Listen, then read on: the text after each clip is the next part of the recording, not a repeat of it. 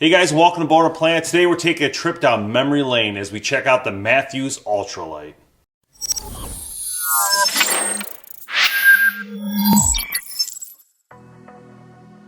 So the Mathews Solo Cam quickly became one of the best-selling bows in the market, and today still holds true for Mathews becoming one of the largest bow manufacturers in the world, and a lot of people trust Mathews with their purchases every single year.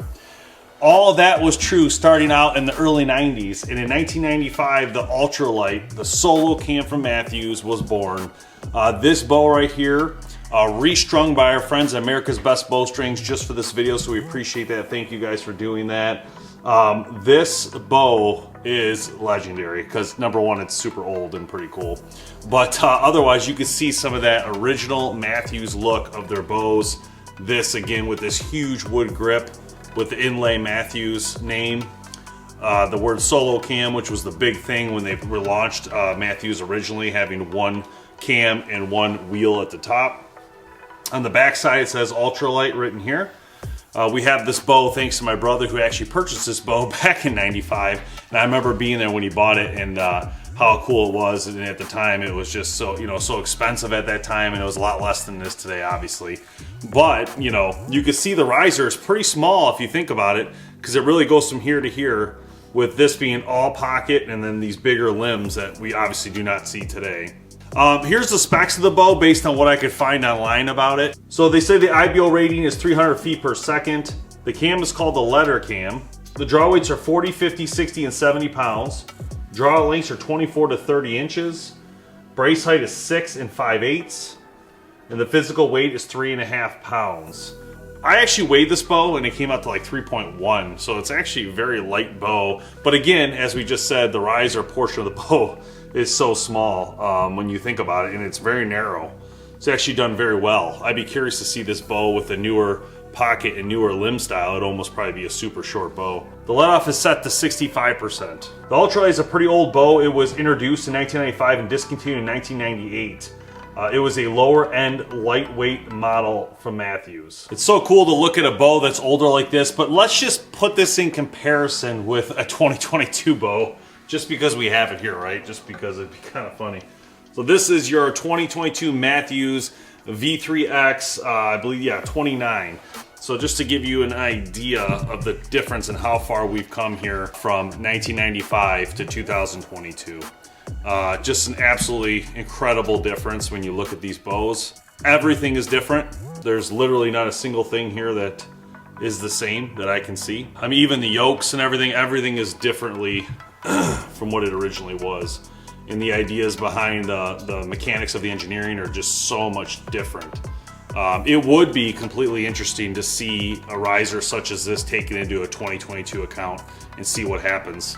Like basically keep that riser and see what would happen. But that just gives you an idea of the differences between the two. There's no comparison between where we've been and where we're going. There's definitely no comparison there. So it's also interesting the cable guard is way down here compared to today's, which are always up here. So that's interesting, and there's no string stop, as you can see there.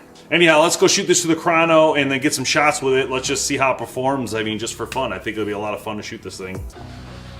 Being the age of this thing, I'm putting these babies on. All right, Mathews Ultra Light, 30-inch draw, 70 pounds. First arrow, 350 grains. 291. 450 grains. 263. 550 grains. 241. 650 grains. 224.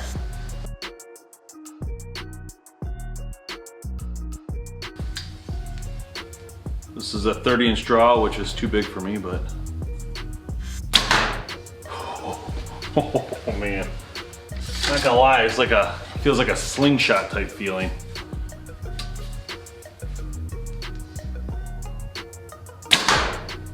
Wow, actually hits pretty hard though.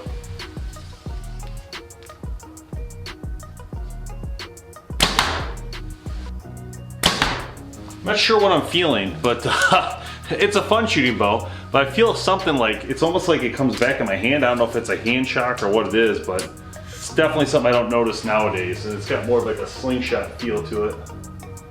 And I don't know if maybe because it's just at 30 inches and I'm a 29. No, it's definitely a vibration. I think you would definitely need a stabilizer here to help with the vibration. I can feel like the hand shock shaking.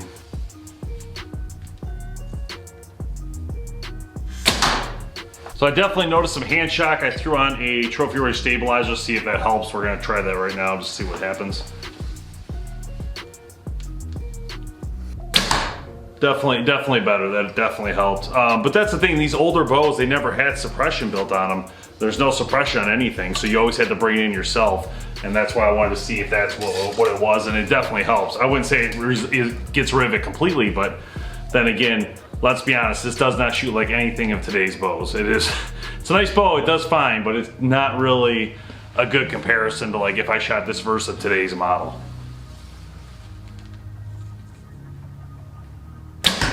There you guys have it, the Ultra Light from Mathews from 1995.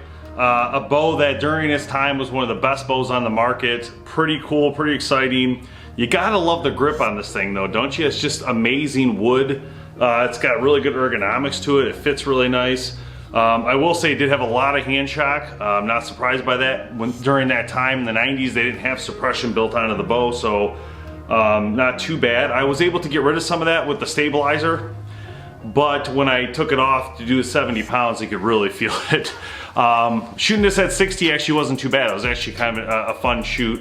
Again, this is a 30-inch draw, so a little big for me, but other than that, it's a cool bow. So this is just a little history lesson, guys, and what the bows used to be. And we got more of these coming, and looking forward to doing it. It's a lot of fun to go back and see what the bows were like when we're so used to shooting all these other bows that are top notch nowadays. So special thanks to America's Best Bowstrings for providing these strings and cables. They redid this for you guys just so it could be on the show.